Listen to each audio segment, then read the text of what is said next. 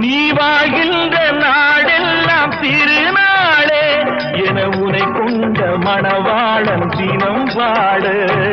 பூமழை தூவி வசந்தங்கள் வாழ்த்த ஊர்வலம் நடக்கின்றது